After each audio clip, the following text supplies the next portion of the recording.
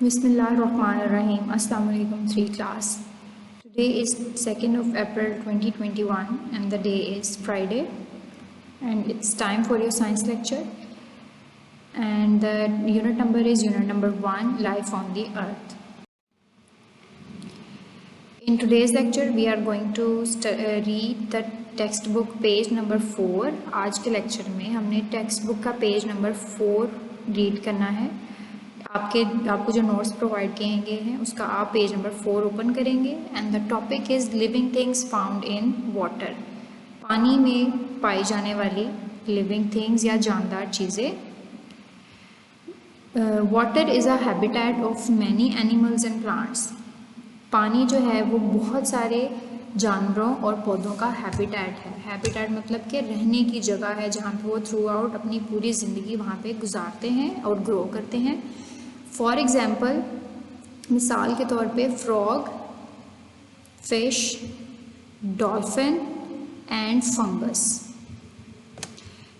Live in water. ये उसकी कुछ एनिमल्स एंड प्लांट्स की एग्जांपल दी हुई हैं जो पानी में रहते हैं। Fungus is a plant. Fungus, dolphin, fish and frogs, these are present in water. ये पानी में पाए जाते हैं। Hippopotamus also lives in water. The animals that live in water, वो जानवर जो पानी में रहते हैं, ब्रीथ आइदर थ्रू लंग्स और थ्रू गिल्स। कुछ जानवर जो जानवर पानी में रहते हैं वो या तो अपने लंग्स के ज़रिए, जैसे कि हम फेफड़ों से सांस लेते हैं, इस तरह से सांस लेते हैं। जैसे कि फ्रॉग है, फ्रॉग दोनों तरह से सांस ले सकता है क्योंकि वो पानी में भी पाया जाता है, वो खुश्की पे भी, ज़मीन पे भी पाया जाता है। तो जब वो ज़मीन पे रहता है तो वो लंग्स के थ्रू, यानी कि लंग्स के थ्रू सांस हम हवा से लेते हैं, सो वो लंग्स के थ्रू सांस लेता है। और जब वो पानी में होता है तब वो गिल्स के थ्रू सांस लेता है।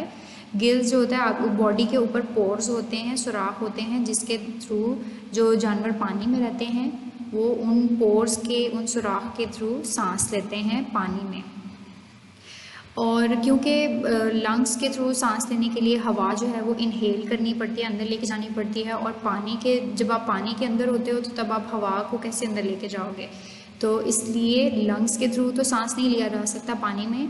तो ऐसे जानवर जो पानी के अंदर रहते हैं वो गिल्स के थ्रू सांस लेते हैं। गिल्स किसको कहते हैं? जो आप ऐसे जानवरों की बॉडी के ऊपर छोटे छोटे सुराख होंगे या पोर्स होंगे, उसके थ्रू ये सांस लेंगे। Fish can swim in water due to fins.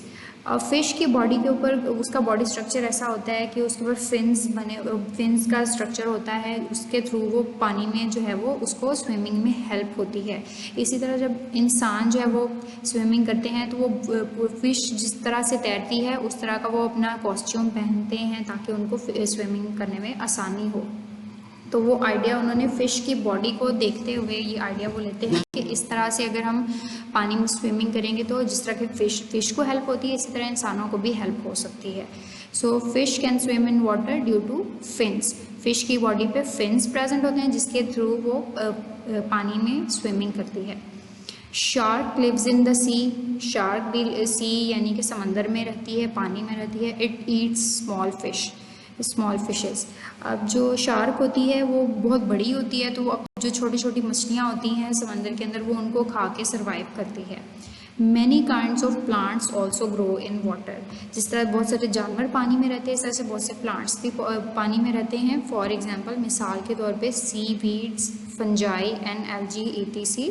ये एल्गी, फंजाई, सी वीड्स, इस तरह के पौधे जो होते हैं ये भी पानी के अंदर रहते हैं। और प्लांट्स भी क्योंकि लिविंग थिंग्स होते हैं इसलिए ये इस हेडिंग के अंदर इन प्लांट्स का भी जिक्र किया गया है कि living things found in water. Different animals और प्लांट्स जो हैं वो पानी के अंदर जो ग्रो करते हैं उनकी बात हो रही है।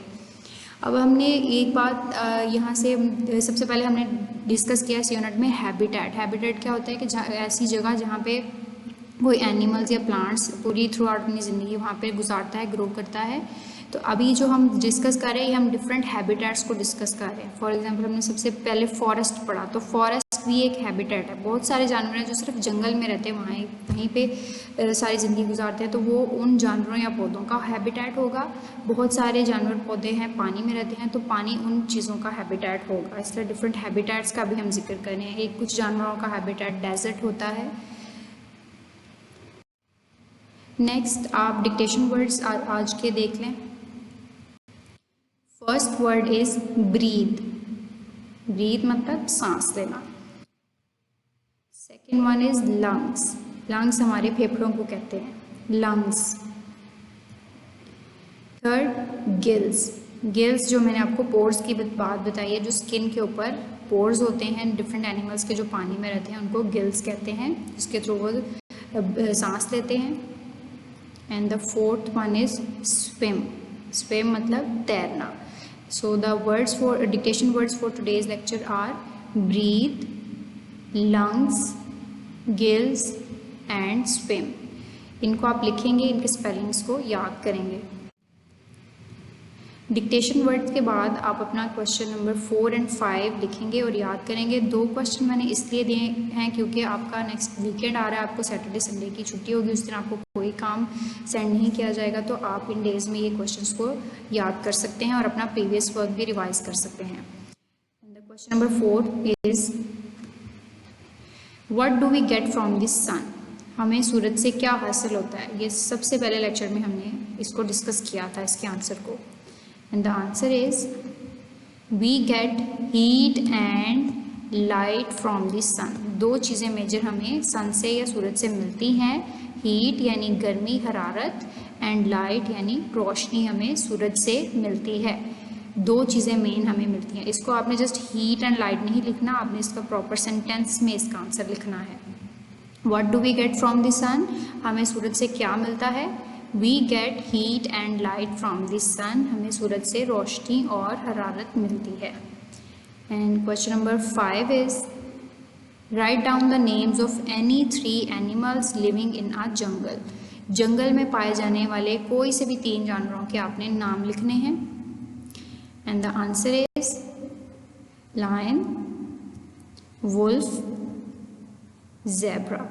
अब यहाँ पे जो मैंने आंसर्स में नेम लिखे हैं, आप इनके अलावा भी कोई जानवरों के नेम लिख सकते हैं, लेकिन वो करेक्ट होने चाहिए। आपको जो इजी लगे आप वो लिख सकते हैं, लेकिन मेक श्योर कि वो करेक्ट हों, वो जंगल में ही पाए जाते हों, तो आप वो भी आंसर्स में लिख सकते हैं। So that's all for today's lecture.